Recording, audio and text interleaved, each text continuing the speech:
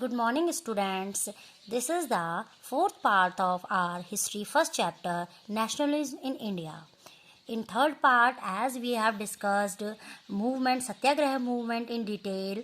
Now, before starting the civil disobedience movement, I am going to tell you about the non-cooperation movement because non-cooperation movement started before the civil disobedience movement. The non-cooperation movement is the another active non-violent way to get freedom from the Britishers under the leadership of Mahatma Gandhi ji, and it started in January 1921 after the incident of Jallianwala Bagh massacre. As you know that in our previous classes what was held that how the General Dyer without informing all the people who gathered in Amritsar, that massacre is also known as Amritsar massacre, that how the innocent people were killed, brutally killed, open firing by the General Dyer. That after that inhuman active you can say inhuman you can say behavior of British government under the Mahatma Gandhi ji, the Indian people decided to show their anger and their you can say their grief in the form of non-cooperation movement. And what is all about non-cooperation movement, I am giving you the highlights. Non-cooperation movement started on January 1921. Under it, how they Mahatma Gandhi ji addressed the Indians that there is a great need, first of all, to unite the Hindu and Muslim community. That he believed that it was only we people who gave the opportunity to the Britishers so that they are having the rulership in India.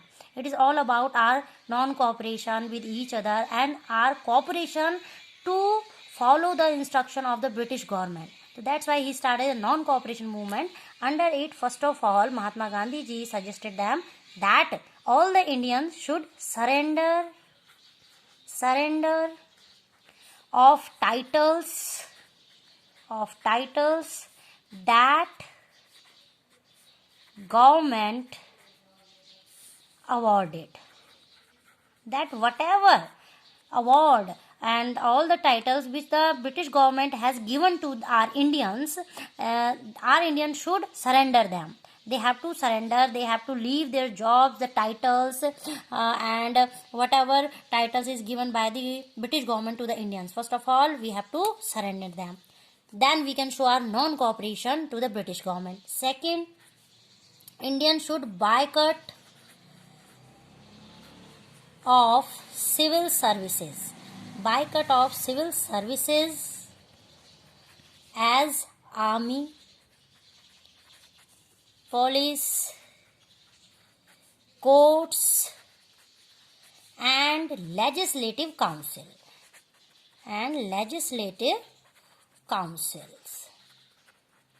That under the non-cooperation movement, all Indians should who the having the civil services like army, police, courts and legislative council, how many Indians were also doing their jobs under the British government, that they have to boycott, they have to leave their jobs, and schools and foreign goods that we have to, as an Indian, we have to boycott, that we will not purchase the foreign goods and we will not send our children to the British government authorized school and colleges. In this manner, we can show our non-cooperation, that we are not ready to do your job, we are not ready to send our kids to the British schools in a non-violent way. We are not becoming violent.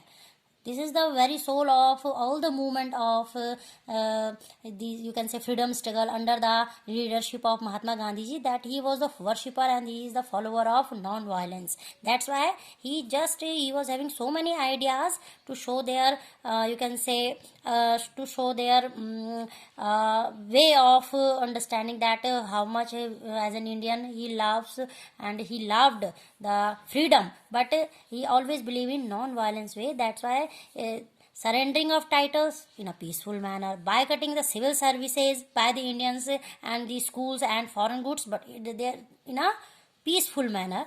And third, under the non-cooperation movement, that how the people reacted, that all the teachers, headmasters, resigned. They resigned from their posts,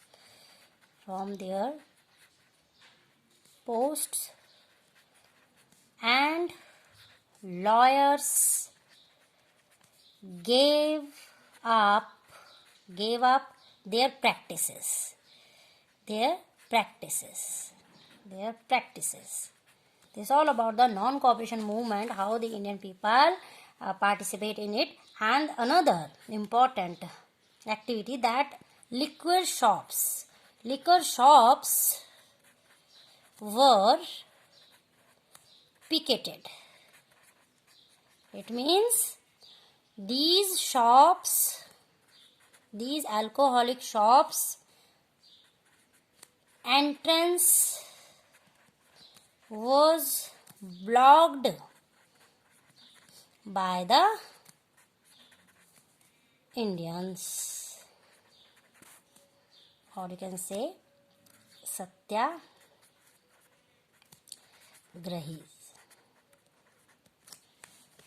As a whole, you can understand that these are the measures under the non-cooperation movement, that how the people participate in the non-cooperation movement to show their non-cooperation towards the British government. These are the four main, you can say, main point and the main action that they are favoring the non-cooperation movement.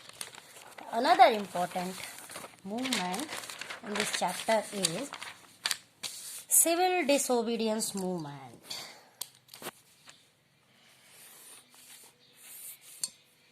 Another significant movement is civil disobedience movement.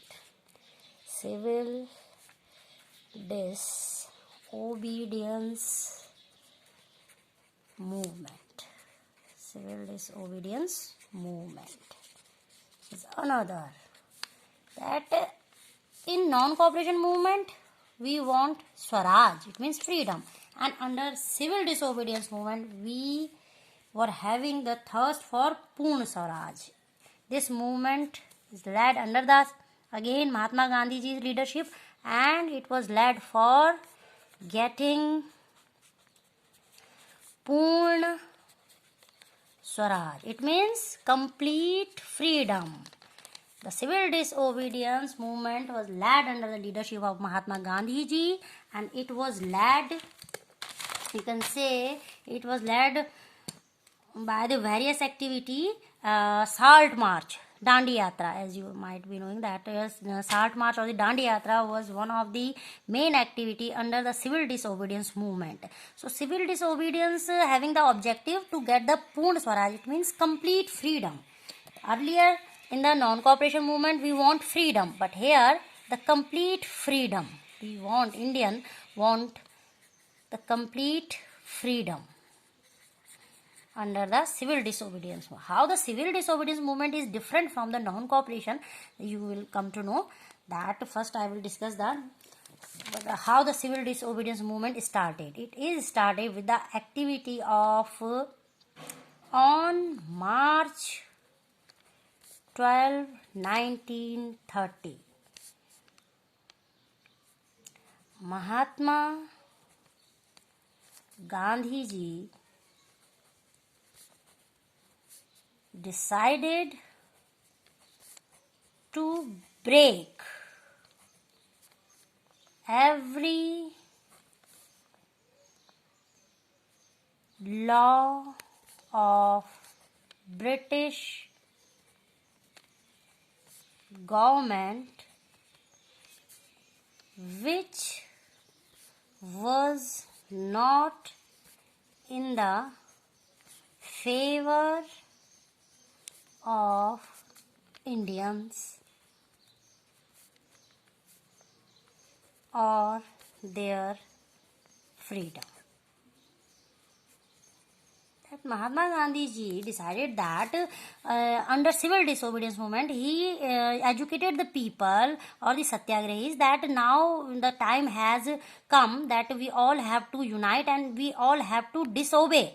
We all have to disobey every single rule of British government which is full of injustice and which discriminate us on the basis of you can say rich or the poor, which spread the feeling of you can say inequality among us. So he decided that now the time has come that we have to stop, not by the slogan, not by the peaceful meetings, not by the you can say agitation, demonstration. Now the time has reached just to break down, just broke every single law of the Britisher, and the first activity under the civil disobedience movement was the Salt March, the breaking of Salt law. Salt March, or it is also known as Dandi March, that Mahatma Gandhi ji decided to break the Salt law. Under the Salt law, that how we Indian people were compelled to give tax on salt while we can produce our own salt. So he started the Salt March. Under it, Gandhi ji educated the Indians to break Salt law of British government by making our own salt from the sea water,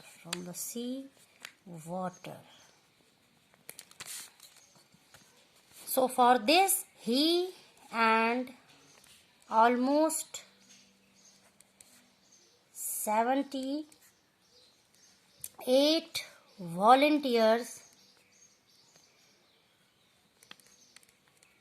joined him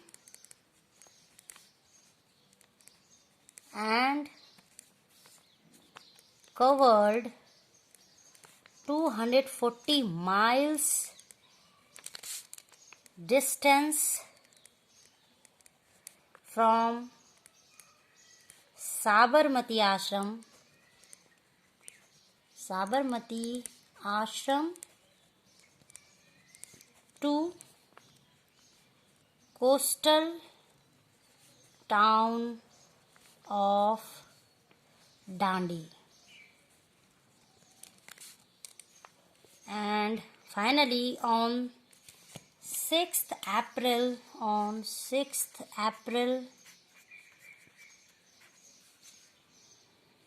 he ceremonially violated the law by manufacturing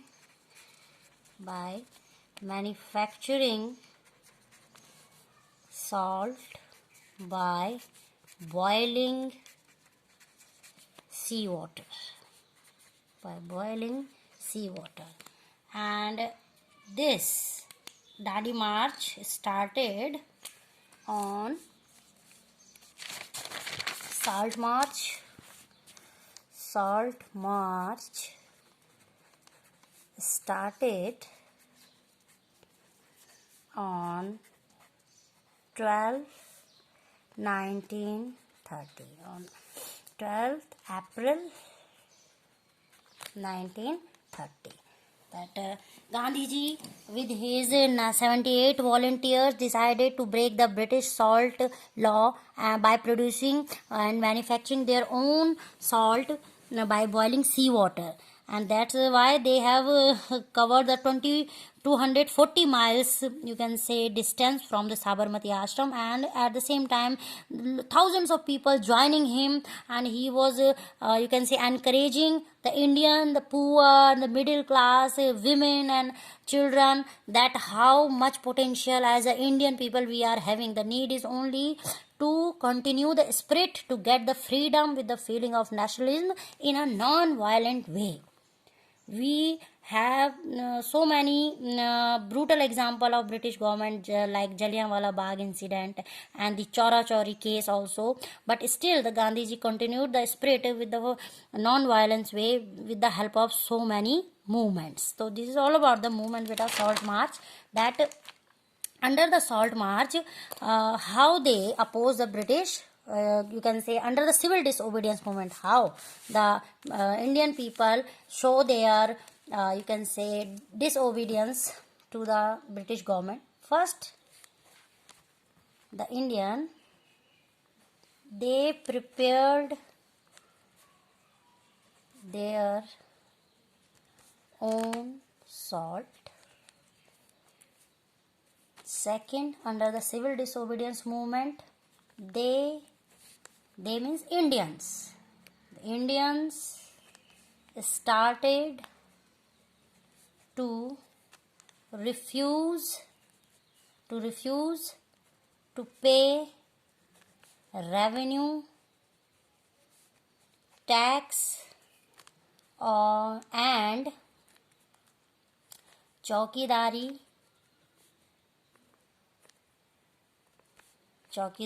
tax and salt tax to the British government. They were not ready to pay the revenue or the tax and the tax on salt to the British government, and now they are manufacturing their own salt. Third, they show their disobedience under the civil movement, that many villagers now under the civil disobedience movement violated the forest laws, as now they are going into reserved area, as the Britishers reserved the dense forest area which are full of resources, and they are using our Indian resources to satisfy their economic need, and we are having our rights on their land, but still they are reserved the area for their economic advancement. And now the many villagers under the civil disobedience movement ready to break the forest laws, and they are going openly in the reserved forest to collect wood and graze their animals, as earlier they do before the, you can say, arrival of Britishers in India. All Indians were free to use the resources, as it is all about their own motherland. So they are now at the situation that 1930 under the civil disobedience movement, they are breaking the laws. Now the another, that it is all about that we have understood the non-cooperation movement, civil disobedience movement, satyagraha movement. Now the final thing, that we are getting so many things, that how the participant or the satyagraha is taking part in all these movements. Now the one another thing also, that not only these political activists, or you can say the people, but the another side of people who are painters, poets, how these peoples are giving their, you can say, giving their so much experience and so much motivation to unite the nation. Now the another thing, that how the sense of collective belonging. The sense of collective belonging means, beta, that how, except these activists, how the people around the India coming with the one unique idea that they all belong to one motherland. So there are certain names that you should know, that the first image of Bharat Mata, the first image of Bharat Mata created by the first image of Bharat Mata is created by Bankim Chandra Chattopadhyay.